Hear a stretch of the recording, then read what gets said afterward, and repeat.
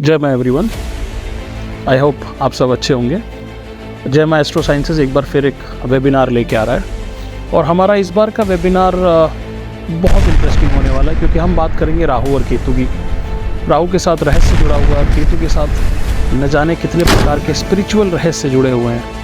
राहु हमारा मटीरियल रहस्यों को उजागर करता है और केतु हमारे स्पिरिचुअल रहस्यों को उजागर करता है। तो हम और आप मिल के राहु और केतु के बारे में कुछ बहुत डीप बातें समझेंगे और ये समझेंगे कि कुंडली में राहु और केतु को कैसे एनालाइज करना है। तो अगर आप राहु और केतु के बारे में और जानना चाहते हैं तो हमारे वेबिनार में आइए और मिल के हम राहु और केतु के बारे में समझेंगे। Thank you so much. जय मां। ओके, ये वर्ड दिखाई दे रहा है सबको? क्या लिखा है? रूट उसके आगे नहीं, वो स्क्रीन आ रहा है, इसको इधर करना पड़ेगा। देसी आगे कुछ नहीं। अभी दिख रहा है? नहीं, अब भी नहीं दिख रहा? दिख रहा है।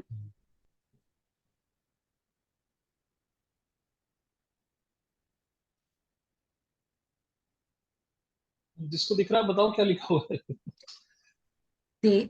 देसी पना लिखा है ना। Correct correct correct. Subhash ji, आपको वो वीडियोस आप ना साइड में आप लेके जाओगे एरो से तो चला जाएगा। Okay okay. हाँ, वीडियो को थोड़ा माउस से ना थोड़ा सा उसको साइड में कर लीजिए तो दिखाई दे जाएगा। ओके ओके ओके, केतु मतलब देसी पना। जो राहु आपका फॉरेन पार्टिकल है, बिल्कुल विदेश, अपने कल्चर से दूर, अपने घर से दूर, खाना पीना भी सारा विदेशी। उसका ठीक ऑपोजिट केतु है। केतु अगर सेकंड हाउस में बैठा है, ऐसा व्यक्ति हमेशा, जो अगर महाराष्ट्र का है तो महाराष्ट्रियन कुजीन पसंद करेगा, उड़ीसा का है तो उड़िया कुजीन पसंद करेगा। बहुत कम ऐसा होगा कि वो चाइनीज या कॉन्टिनेंटल या इटालियन, मेक्सिकन इस तरह की चीजें पसंद करेगा। जितनी भी चीजें आप देख रहे हैं अपने जीवन में जो आपको अपने रूट से जोड़ती है, तो कहीं ना कहीं कहीं ना कहीं कहीं ना कहीं केतु से संबंध है। केतु इज अ प्लैनेट जो आपको रूट से लेकर और आपकी हाईएस्ट जो पिनेकल जिसको बोलते हैं, मतलब the highest position that you can achieve is through Ketu. इसीलिए जेनरिक भाषा में केतु को हम लोग ध्वजा से भी डिनोट करते हैं। Ketu is the flag. Flag क्या होता है? Flag is the highest place of any building, जहां पे उसको लगाया जाता है और जहां पे झंडा लगता है वो उस पोल का भी हाईएस्ट सिरा होता है। तो Ketu has the power to link you to the roots. वो आपको देसीपना, जो आपके जो जड़ हैं, उससे भी जोड़ के रखता है। और जब केतु को आप एक पर्टिकुलर डायरेक्शन में मूव करते हैं तो it can take you to the heights. इसीलिए उसको ध्वजा माना गया है, फ्लैग जिसको हम ध्वजा बोलते हैं। जो मंदिर के ऊपर, हर मंदिर के ऊपर आपको ध्वजा दिखेगी, ईश्वर के ऊपर उसको जगह दी गई। सो केतु का मतलब है कि जो जो यहाँ पे लिखा हुआ है, सबसे बड़ी चीज जो केतु डिनोट करता है दैट इज मोक्ष। सो यहां आप देखेंगे Ketu is answer to Rahu. Rahu is causing rebirth. Rebirth is causing lot of pain, difficulty, suffering. दुनिया में आप आके बहुत परेशान, जैसे ऋषियों ने कहा है कि गर्भ इज महादुख, गर्भ के अंदर महादुख है। केतु आपको क्या देता है? इन सब दुखों से मोक्ष देता है, फ्रीडम देता है। राहु क्या है? It's desires of mind. हमने पढ़ा है कि हमारे जो मन में चल रहा होता है ना, उसकी कामनाओं को करने के लिए राहु बोलता है। सैटर्न क्या है? बॉडी की डिजायर्स है, ठीक है ना। और केतु क्या है? Ketu has the power to make you free from these desires. Both Rahu और सैटर्न की जो माइंड और बॉडी वाली डिजायर्स होती हैं, उन दोनों डिजायर से निकालने का काम केतु करता है। तो हम केतु को और डीपली पढ़ेंगे। राहु की जितनी क्वालिटीज है ना, केतु की ठीक उसकी उल्टी क्वालिटीज है। राहु और केतु बिल्कुल आमने सामने रहते हैं। अगर अब चार्ट में क्या होता है कि जब चार्ट देखना है तो बड़े थोड़े से दिमाग से देखना है। अगर वहां पे राहु मजबूत है तो वो व्यक्ति राहु की तरफ बिहेव करेगा, केतु मजबूत है तो वो व्यक्ति केतु की तरफ बिहेव करेगा। ये इस चीज का हमेशा आएंगे, उस पर चार्ट्स पे आएंगे, हम लोग वो करेंगे। बट अभी थोड़ा सा केतु को बेहतर समझ लेते हैं। सबसे पहली चीज जो केतु के साथ जोड़ी जाती है, दैट इज मोक्ष। अब प्रॉब्लम क्या है कि जब से मैंने एस्ट्रोलॉजी शुरू करी, या जब से सुभाष जी ने शुरू करी, या किसी ने भी शुरू करी, केतु 12th हाउस मोक्ष, इसके आगे कोई कुछ नहीं समझाता कि मतलब क्या मोक्ष। मेरे जीते जी कुछ हो नहीं रहा, मरने के बाद मोक्ष हो रहा है, उसका मैं क्या अचार डालूं, मैं क्या करूं उस मोक्ष का? What is the process of मोक्ष?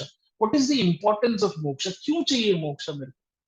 और मरने के बाद अगर मेरे साथ कोई चीज हो रही है, तो फिर मुझे तो उसका आभास नहीं है।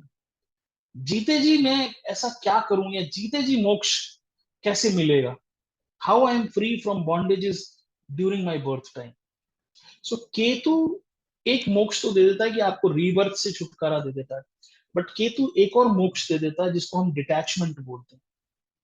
अगर आप, जैसे केतु और वीनस का कंजंक्शन है, वीनस क्या है? बहुत सारा पैसा है। अब अगर आपको बहुत सारा पैसा कमाना है, तो सिंपल सी बात है, केतु आपसे क्या कहता है कि पैसे के बारे में सोचना छोड़ दो, मैं आपको पैसा दे दूंगा। He is making you practice freedom और moksha with what? With money, जिसके साथ वो एसोसिएटेड है। केतु वीनस आप लेके बैठे हो और आप दिन रात पैसे के बारे में सोच रहे हो, पैसा आने ही नहीं देगा। पहले बोलेगा कि पैसे से अपना दिमाग हटाओ। जैसे ही आपने दिमाग हटाया, Venus will start playing a role and you will start getting money. Ketu आपके, मान लो, मार्स के साथ बैठा हुआ है, तो आप बहुत मेहनत कर रहे हो, रिजल्ट नहीं आ रहा, बहुत पुरुषार्थ, हर तरह के एफर्ट्स आप डाल रहे हो, आप छोड़ दो डालना। कुछ समय के लिए आप बिल्कुल जो आपको कोई काम बता रहा है वो कर लो, जैसे भी, मतलब केतु का मतलब है कि जिस भी चीज के साथ केतु एसोसिएटेड है, एक बार उसको लेट गो कर दो, उसको छोड़ के देखो। केतु मतलब leave things and focus on something else, जो चाहिए। Ketu will always take you out from there. आपका फैमिली में बहुत मन लग रहा है, केतु के साथ आपका अटैचमेंट है, फैमिली में कुछ सही नहीं हो रहा है, आप start getting out of your family, छोड़ो थोड़ी देर के। केतु का मतलब है कि भाई इस चीज से अपना नाता तोड़ दो, मैं तुम्हारी हेल्प करूं। और ये देखेंगे हम चार्ट में, बड़ा कमाल काम करता है, ठीक है ना। केतु उच्च होता है सेजिटेरियस राशि में, 9th हाउस में, ठीक है, काल पुरुष की कुंडली के हिसाब से। मूल त्रिकोण इसका पाइसेस है, और स्वक्षेत्र इसका 8th हाउस है। अब आप अगर 9 और 12 देख रहे हो, तो ये 9 और 12 से किसका संबंध है? जुपिटर का। यहां से कुछ कुछ लोगों को समझ में आना शुरू हो गया होगा कि केतु केतु की पावर क्या है। कोई प्लैनेट अगर जिसको जुपिटर के समकक्ष बिठा दिया, राहु को किसके साथ बिठा दिया? मरकरी के साथ। 3 और 6 है ना राहु, याद है सबको, या पिछला भूलते जा रहे हैं हम लोग? Rahu is 3 and 6, 3 6 11 is Rahu, Trishada is Rahu. Ketu is 9 12 and 8। ये तीन ही पर्टिकुलर हाउसेस क्यों केतु के दिए गए हैं, ये हम आगे समझेंगे। आपके दिमाग के घोड़े खुल जाएंगे कि भाई केतु को ऐसा क्या प्रॉब्लम है, केतु के साथ क्यों जुपिटर के समकक्ष लाके खड़ा कर दिया। नेक्स्ट, अब मोक्ष में ना एक शब्द आता है क्ष, मोक्ष। हम बोलते हैं ना क्षय हो जाना, जीवन का क्षय हो जाना, इसका क्षय हो गया। क्षय का मतलब होता है टू एंड, टू फिनिश। अब हम क्या बोलते हैं? कुजवत केतु, मार्स की तरह है Ketu. Mars is the cause of death. कैसे मार्स डेथ कॉज करता है?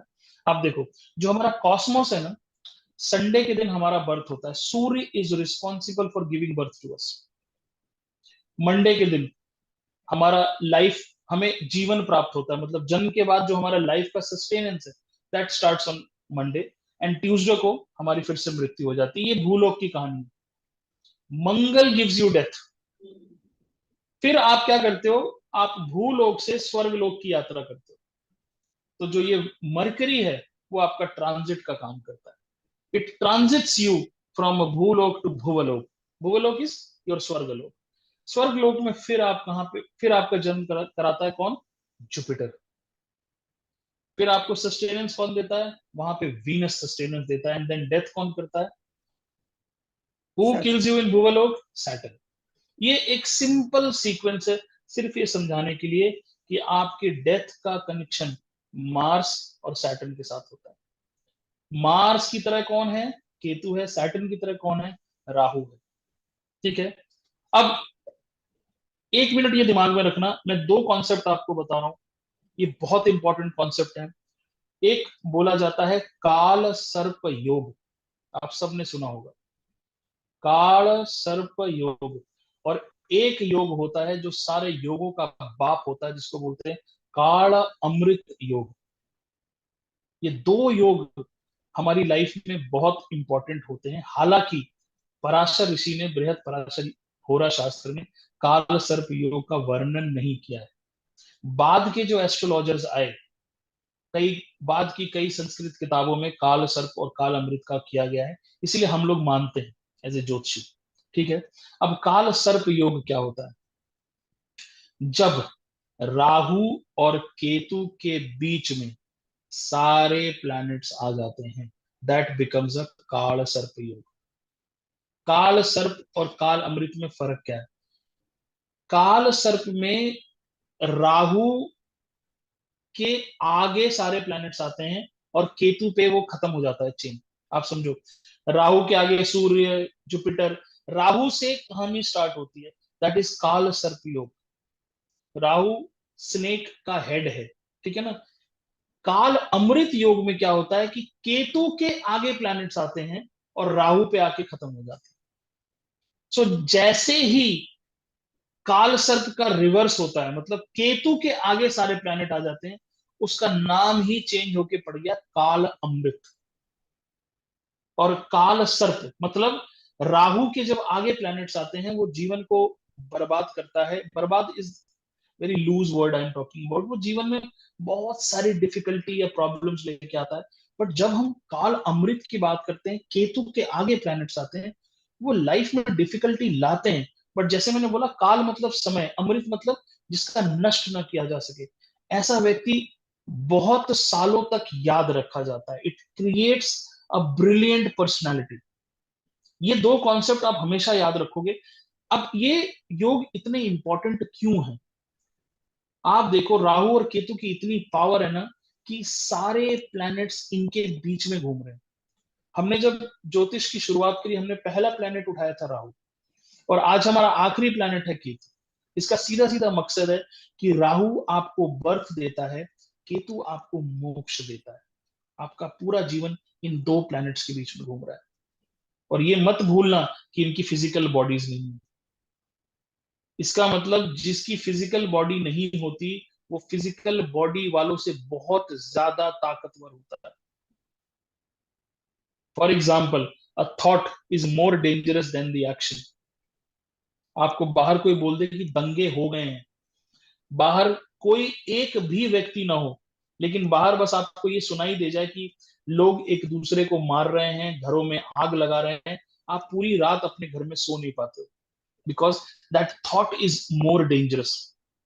एक ब्लैक होल की हम बात करते हैं, अगर हम साइंस की बात करें, black hole is doesn't have any physical body, पर वो दुनिया को अपने अंदर समाहित करने की शक्ति रखता है। हमने पढ़ा है ना, ब्लैक होल के अंदर सब कुछ घुस जाता है, but it doesn't have any physical form. So these two planets who doesn't have physical form, इन दोनों के बीच में आपकी पूरी लाइफ चल रही है। इसीलिए जब भी चार्ट को पढ़ो, सबसे पहले राहु और केतु की प्लेसमेंट चेक करो। अब आप में से कुछ लोग हंसते होंगे कि ये गुरुजी क्या करते हैं, जब जुपिटर पढ़ाते हैं तो कहते हैं जुपिटर की प्लेसमेंट चेक करो, जब ये पढ़ाते हैं तो कहते हैं ये चेक करो। बट मैं उन सबसे हटके ये बात कह रहा हूं कि चार्ट खोलते ही ना हमेशा चेक करो कि राहु और केतु कहां बैठे, what spheres of life they are controlling. अब एक और बात कर लेते हैं। काल सर्प काल अमृत हमें समझ में आ गया। इस पे हम डिटेल में जब हम योगास पढ़ेंगे तो मैं काल सर्प योग पढ़ाऊंगा। Generally I don't believe in काल सर्प योग, बट कुछ इसके बारे में हम चर्चा जरूर करेंगे, बिकॉज 50% ज्योतिषी जो लोगों को बता रहे हैं ना, वो ये बताते हैं भैया आपके ऊपर काल सर्प है। आप वो महाराष्ट्र में क्या जगह है सुभाष जी जहाँ पे पूजा होती है? त्र्यंबकेश्वर। ब्रह्मकेश्वर। त्र्यंबकेश्वर चले जाइए, वहां पे पूजा हो जाएगी। और दूसरा अच्छा, कालहस्ती। काल दूसरा कालहस्ती। अच्छा, ये कहाँ पे है सुभाष जी? कालहस्ती तिरुपति के पास है। तिरुपति, चलिए। तिरुपति बालाजी के पास है। लेकिन उनको ये डिफरेंशिएट करना नहीं आता कि ये काल सर्प है या काल अमृत योग है। वो हर चीज को, राहु केतु के बीच में प्लेनेट आ गए, हमें ये समझना पड़ेगा कि केतु आगे है या राहु आगे। इसीलिए मैंने आपको ये चीज सिखाई कि आपको ये दिमाग में रखना है कि हम मूर्ख एस्ट्रोलॉजर ना बने, हमारी जड़ बुद्धि ना हो, हमारी मूड बुद्धि ना हो, हम लॉजिकल एस्ट्रोलॉजर बने। That is my idea. अब क्या मैं पढ़ाने वाला था, हाँ, राहु केतु। और हाँ इसको अगर एग्जाम्पल दे तो मैं दे देता काला अमृत का। हाँ, काल अमृत का एग्जाम्पल बिल्कुल बता सकते हैं आपको। काल अमृत का हाँ, एग्जाम्पल, तुला लग्न की पत्रिका है। एक सेकंड में आपको, हम्म,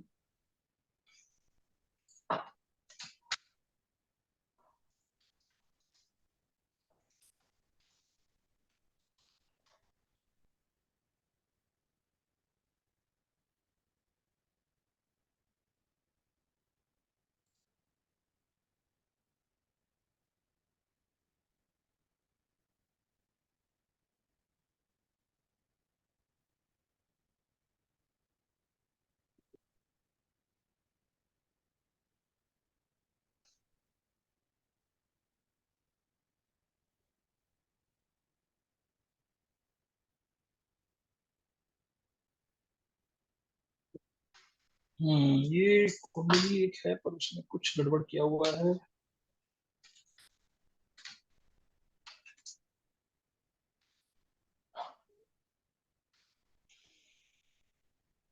एक सेकंड मेरे को दीजिए ना। शायद सुभाष जी के पास कुंडली है जो ये बोलना चाहता हूँ। सुभाष जी बताइए अगर है तो। हाँ, मैं वही बोल रहा हूँ आपको।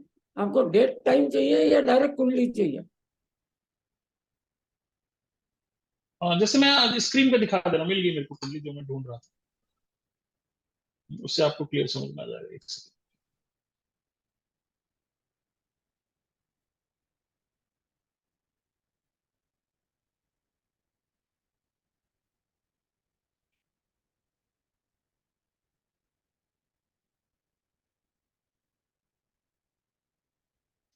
ये दिख रहा है मेरे को, स्क्रीन आपको सबका दिख रहा है? हाँ, ये नॉर्थ साउथ इंडियन है सर। नहीं, अच्छा साउथ इंडियन, सॉरी। खैर, आप इसमें वैसे एक बार मैं,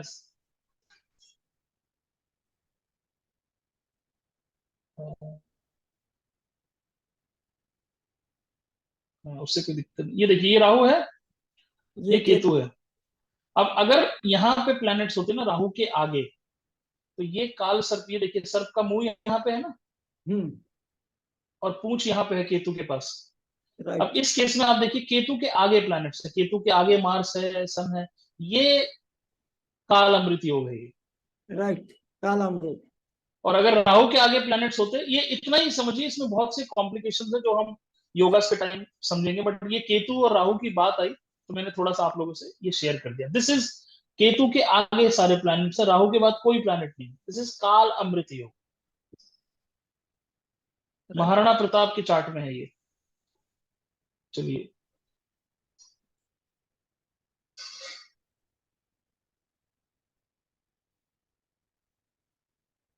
स्क्रीन शेयर करता हूँ। ओके।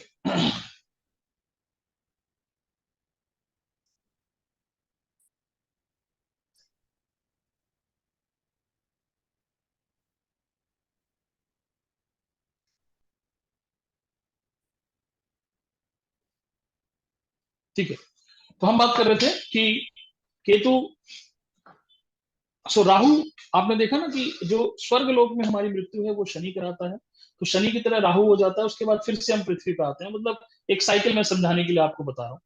पृथ्वी लोक पे आपकी मृत्यु मंगल कराता है, और मंगल की तरह केतु बिहेव करता है। केतु और राहु को एक हमेशा एक फिजिकल बॉडी की तलाश रहती है। इसीलिए चार्ट में आप हमेशा देखना कि राहु के साथ अगर कोई प्लैनेट है तो राहु केतु उस प्लैनेट की तरह बिहेव करते हैं। ठीक है, अगर कोई प्लैनेट नहीं है तो उनका जो डिस्पोजिटर है, डिस्पोजिटर मतलब मान लीजिए राहु 5th हाउस में बैठा है, कोई दूसरा प्लैनेट नहीं, और 5th हाउस में मान लीजिए लियो राशि है, 5 नंबर राशि, तो आपको ये देखना होगा कि उस चार्ट में सूर्य क्या कर रहा है। राहु को एक बॉडी चाहिए, राहु के पास अगर कोई प्लैनेट है तो वो प्लैनेट कैसे काम कर रहा है वो देखना होगा। अगर कोई प्लैनेट नहीं है तो राहु जिस राशि में बैठा है वो राशि राहु की तरह बिहेव करेगी, सारा खेल वो राशि कर देगी। इसीलिए राहु केतु नोट्स के केस में उनके डिस्पोजिटर्स बहुत इंपॉर्टेंट है। There are beautiful books written by doctor Wasim about, उस बुक का नाम ही है dispositors of Rahu and Ketu.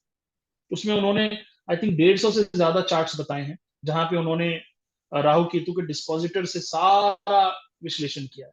इसीलिए राहु केतु के साथ उसका प्लैनेट देखना इंपॉर्टेंट है, और वो किस राशि में बैठा है, वो राशि का लॉर्ड क्या काम कर रहा है वो देखना जरूरी है, because they don't have a physical body. So अब आते हैं दोबारा से केतु पे। मोक्ष का मतलब क्या है? क्ष का मतलब होता है क्षय करना, खत्म कर देना। आप जब तक किसी चीज का एंड नहीं करोगे, आप जब तक अपनी लाइफ को लेट गो नहीं करोगे, आपको मोक्ष नहीं प्राप्त होगा। आप जब तक अपनी इच्छाओं को खत्म नहीं करोगे, आपको मोक्ष नहीं प्राप्त होगा। आपके अंदर इतना स्ट्रेस राहु दे देता है। क्या होता है, सपोज आप बहुत स्ट्रेस्ड आउट हो, है ना, आपको एक सिंपल रेमेडी आपके माँ बाप क्या देते थे? सब कुछ छोड़ दे और खाना खा, सारा दिमाग का कचरा निकाल दो और खाना खो। इसका क्या मतलब है कि ये सारा स्ट्रेस आपके दिमाग में, हमारे माँ बाप क्या बोलते हैं, इसको छोड़ दे, कुछ नहीं होना, तेरे कहने से कुछ होना है नहीं होना, खाने पे फोकस करो। इसका मतलब है कि जब आप ये सारा स्ट्रेस लेट गो कर देते हो ना, आपकी आपकी हालत बहुत अच्छी हो जाती है, आप इस स्ट्रेस से फ्री हो जाते हो। तो केतु का काम क्या है कि जब वो शरीर को मोक्ष देता है तो वो आपको मार के फिर फ्रीडम देता है, लेकिन जब वो आपकी आत्मा को, मन को, तो वो आपको स्पिरिचुअल ले जाके फिर मोक्ष प्राप्त कराता है। इसीलिए केतु बहुत इंपॉर्टेंट प्लैनेट है। Ketu's job is to finish everything and then gives you the fruit. पहले अंत करना पड़ेगा, चाहे वो शरीर लेवल पे हो, चाहे वो मन के लेवल पे हो, चाहे वो आत्मा के लेवल पे। 3 लेवल पे आपको खत्म करना होगा, बॉडी, माइंड एंड सोल, तब आपको केतु अपना रंग दिखाएगा। चलिए जी आगे बढ़ते हैं। Okay, now let's start study. मूल त्रिकोण of Ketu is Pisces. The office या जो कार्य क्षेत्र है केतु की वो 12th हाउस में। अब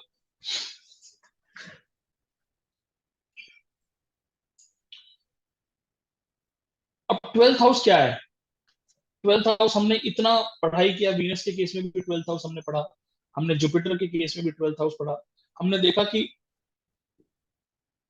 जितने भी प्लैनेट्स हमारे चार्ट में होते हैं ना, वो एक डायरेक्शन को बताते हैं, ठीक है? कोई नॉर्थ बताता है, कोई साउथ बताता है, कोई ईस्ट बताता है, कोई वेस्ट बताता है, but all those directions are linear. Linear का मतलब होता है कि आप दिल्ली से चले और आप उदयपुर पहुंच गए तो, या गुजरात पहुंच गए तो आपने बोला हमने वेस्ट में ट्रैवल किया। वेस्ट का मतलब हुआ कि आप पृथ्वी पे ही चल रहे हैं। सिर्फ केतु एक ऐसा प्लैनेट है जिसकी डायरेक्शन वर्टिकल है, जो नीचे से, पृथ्वी से ऊपर की तरफ लेके जाता है। इसीलिए आप सब लोग कुंडलिनी के बारे में जानते हैं, थोड़ा थोड़ा सबने सुना होगा, कुंडलिनी जागरण होती है। अब कुंडलिनी होती कहाँ है? हमने आधना लग्न की बात की थी, हाउ आपका कंसेप्शन 7th हाउस में होता है, जहां पे याद है हमने 7th हाउस की बात की थी कि आधना लग्न होता है। आपकी कुंडली का वास आधना लग्न में होता है, और कुंडली की जर्नी क्या होती है? 7th हाउस से स्टार्ट होके 7, 8, 9, 10, 11, 12, ये कुंडली की जर्नी होती है। अगर आप लोग को और क्लियर समझना हो तो चार्ट से समझ।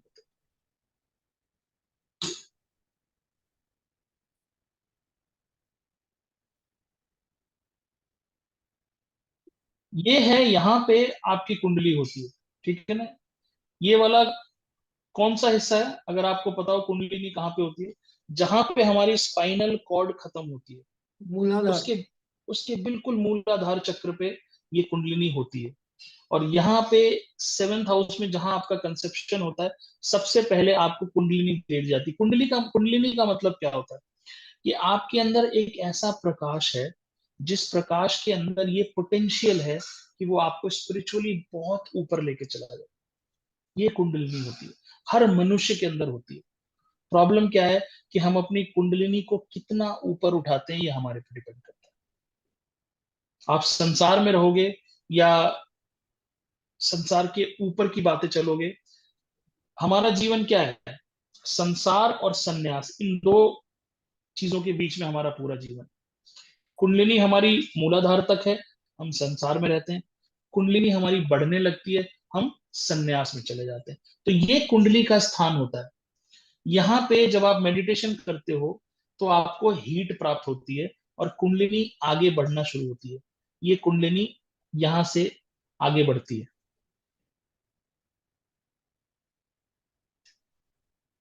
ये कुंडलिनी की यात्रा है। ठीक है, अब आप आज आप समझोगे कि 8th हाउस को हाउस ऑफ ट्रांसफॉर्मेशन क्यों बोलते हैं। कुंडलिनी 7th हाउस में जागृत होती है। कुंडलिनी का अगला स्थान 8th हाउस होता है। ये केतु का स्व क्षेत्र है। केतु आपको यहां पर बुलाता है। 8th house is house of transformation. अब आप देखो 8th के आगे क्या है,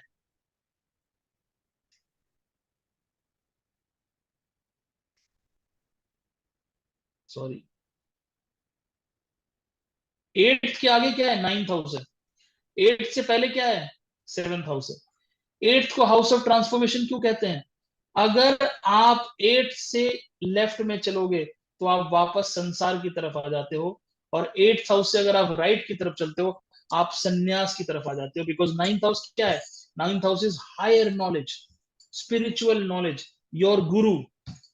नाउ इसीलिए 8th हाउस को हम हाउस ऑफ ट्रांसफॉर्मेशन बैठते हैं। यहाँ पे ओकल्ट क्यों रखा गया है? बिकॉज कुंडलिनी जागृत होने के बाद सबसे पहले यही आती है। अच्छा, मूलाधार के ठीक ऊपर क्या है, कौन सा चक्र आता है, किसी को सैक्रल याद है? सर, सैक्रल कौन सा? सैक्रल सेक्रल, हिंदी में क्या कहते हैं उसको?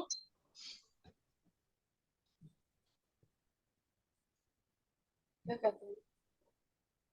सर स्वादिष्टान कहता होगा शायद। स्वादिष्ठान, एक बार मैं भी चेक कर लेता हूँ, मुझे भी याद नहीं आ रहा। वैसे क्या है सर? मुझे अंग्रेजी नहीं आती। अनाहत स्वादिष्ठान चक्र, बिल्कुल सही है, दिख रहा है ये? दिस इज द स्वादिष्ठान चक्र, जिसको सेक्रल कहा जाता है। यहां से कुंडलिनी की यात्रा शुरू होती है यहाँ पे, और ये होते ही this is our reproductive area. जैसे ही हम 8th हाउस में आते हैं हमारे अंदर काम जागृत हो जाता है, और हम क्या करते हैं, वापस से मतलब मैथुनी सृष्टि की तरफ आ जाते हैं, और हम फिर क्या करते हैं, वी स्टार्ट प्रोड्यूसिंग चिल्ड्रन। जैसे ही मतलब इसीलिए देखो, मूलाधार से थोड़ा आप ऊपर उठे, आप वापस इस हाउस में गए, और ये हाउस आपको वापस कहां धकेल देता है, ये हाउस आपको वापस धकेल देता है 7th हाउस में। 7th हाउस में क्या है, आपका स्पाउस है, आप मीटिंग करते हो, वापस आपका संसार है। अब यहां पे आपको मैक्सिमम जोर लगाना पड़ता है आगे बढ़ने के लिए। और एक चीज आप ये समझो कि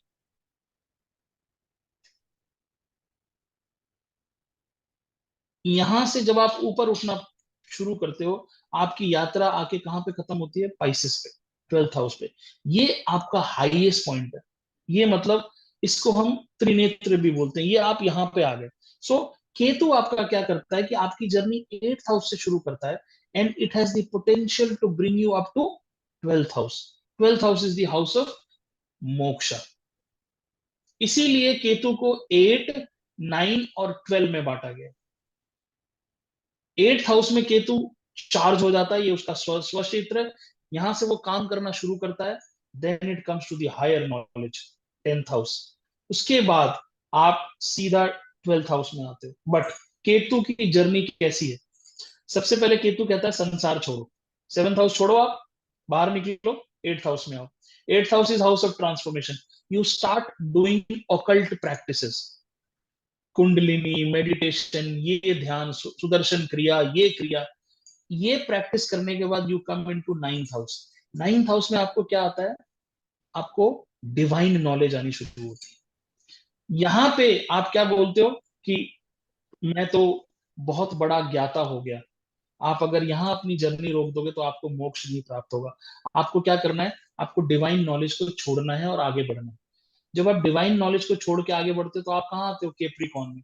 Capricorn is what, Capricorn is your status. जब आपको बहुत ज्ञान हो जाता है ना, तो समाज आपको क्या करता है, पैर छूने लगता है आपके, आपके आगे दुनिया मतलब खड़ी हो जाती है, आपका स्टेटस बहुत ऊपर पहुंच जाता है।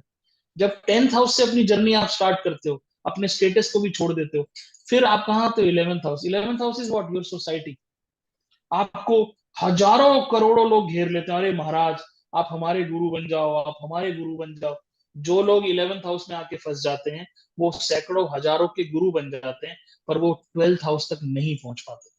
फिर आपको केतु क्या बोलता है कि 11th को भी छोड़ो। सोसाइटी में जो आपको एक गॉड वाला दर्जा दे दिया ना कि आप हमारे भगवान हो, उसको भी छोड़ो और कहाँ पे आ जाओ, you come to the Pisces. This is your ultimate destination. So therefore Ketu is linked to 3 राशिज, Scorpio, Sagittarius and Pisces. It starts its journey from Scorpio, जहां पे ऑकल्ट शुरू होता है। इसीलिए 8th हाउस में केतु का घर है। यू स्टार्ट प्रैक्टिसिंग कुंडलिनी, उसके बाद आपको हायर नॉलेज मिलती है। हायर नॉलेज के बाद केप्रिकॉन और 11 ये आपको पकड़ते हैं। 11th हाउस क्या है, आपका डिजायर है। आपने देखा है ना, जो जितना नॉलेजेबल हो जाता है उसका डिजायर का लेवल ही अलग बढ़ जाता है। उसको छोड़ने के बाद आप पाइसेस में आते हो, देन यू बिकम जो आपको मतलब एक्चुअल मोक्ष चाहिए। आप स्पिरिचुअलिटी के बहुत हाई पोजीशन पे होते हो। लेकिन आप ये गौर कर रहे हो कि ये सब हो कैसे रहा है, by leaving things, not holding things. Ketu is saying तू कर मेडिटेशन, तेरे को पावर आएगी, तू आगे बढ़। फिर तेरे को ज्ञान आएगा, तू और आगे बढ़। तेरा स्टेटस इंप्रूव होगा, वहां से भी आगे बढ़ो। तेरे पीछे दुनिया पागल हो जाएगी। भाई आचार्य रजनीश ओशो, उनके पीछे दुनिया पागल थी। उसके बाद उस दुनिया को छोड़ के देन फाइनली जो ऋषियों का असली स्थान है, जो मीन राशि है, 12th हाउस है, तुमको वहां पहुंचना है और वहां से आपको मोक्ष मिलता है। वहां से दोबारा आपको लग्न में नहीं आना, वहां से सीधा आउट। तो केतु ही एक ऐसा प्लैनेट है जिसका डायरेक्शन लीनियर नहीं है, जो सरफेस पे डायरेक्शन नहीं करता, वो नीचे से आपको ऊपर की तरफ ले जाता है। So Ketu is directly link to your kundalini. कुंडलिनी की यात्रा कैसी होती है, वो आपके मूलाधार से शुरू होकर सहस्त्रार तक आती है, ऐसे ऊपर चढ़ती है। हमारा स्पाइन होता है ना, सुषुम्ना, उसके इधर इधर इदा और पिंगला 2 नाड़ियां होती हैं, और वो अपवर्ड्स जाती है। सो केतु की जर्नी लीनियर नहीं है। राहु क्या कह रहा है आपको, पकड़ो, ये तुम्हारा बेटा है, ये तुम्हारी बहू है, बेटे की नौकरी नहीं लगी, बेटे का बच्चा नहीं हुआ, मेरी नौकरी। केतु क्या कह रहा है, इन सब चीजों को छोड़ो, focus on the real truth. What is the real truth, you have to attain freedom from everything. अच्छा एक बात बताओ, संसार में जैसे आपको दाल चावल बहुत पसंद है या किसी को रसगुल्ला बहुत पसंद है, आप एक रसगुल्ला खाते हो, क्या होता है उसके बाद, आपका दूसरा रसगुल्ला खाने का भी मन करता है। आप आज रसगुल्ला खाते हो, फिर आपको अगले दिन फिर मन करता है। जितना आप संसार में लिप्त होते हो ना, आपका मन उतना कैद में जाता है, बंधन में जाता है। तो आप में से कौन जानता है कि जब हम सन्यास पथ पे जाते हैं तो सबसे पहली चीज हमें क्या करनी होती है, हम अपना पिंडदान खुद करते हैं।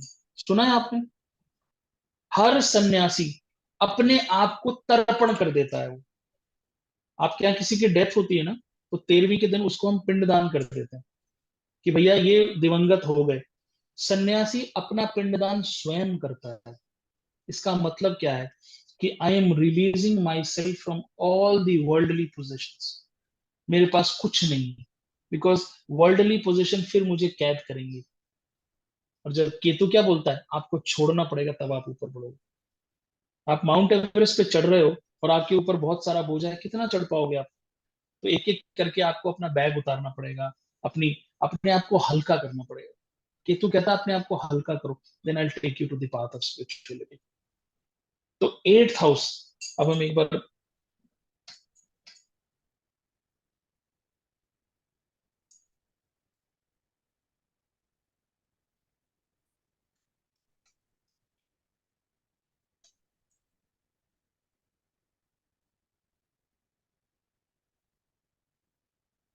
तो जो जो केतु का फाइनल जो कार्य क्षेत्र है, जो केतु का मूल त्रिकोण है, दैट इज स्पाइसेस। केतु को अगर आप फॉलो करोगे तो केतु आपको पाइसेस पे ले जाके and then it will give you moksha. तो ये हमने समझा कि 7th हाउस में आपका कुंडलिनी होता है, और कुंडलिनी की यात्रा कहाँ पे खत्म होती है? 12th हाउस में खत्म हो जाती है। तो 7 से 12 की हमने देखी जर्नी देखी ना। 8th हाउस में आपके काम है, मतलब 8th हाउस क्या है अपना, 9th हाउस में ज्ञान है, उसके बाद फाइनली वी गेट मोक्ष। अच्छा, एक जब मैं ये प्रिपेयर कर रहा था तो आप सब जानते होंगे कि जब स्वामी विवेकानंद की डेथ हुई थी ना, तो उनकी आंखों से ब्लड निकला था। जब आप कुंडलिनी साधना के बाद मोक्ष को प्राप्त करते हो या शरीर त्यागते हो ना, तो आपकी अलग अलग जगहों से प्राण निकलते हैं। जब आपके प्राण आंखों से निकलते हैं, इसका मतलब कि स्वामी विवेकानंद की अवेकनिंग कहां तक थी? पाइसेस तक थी, 12th हाउस तक थी। त्रिनेत्र, हमारे नेत्रों से प्राण निकले उनके। ही अटेन्ड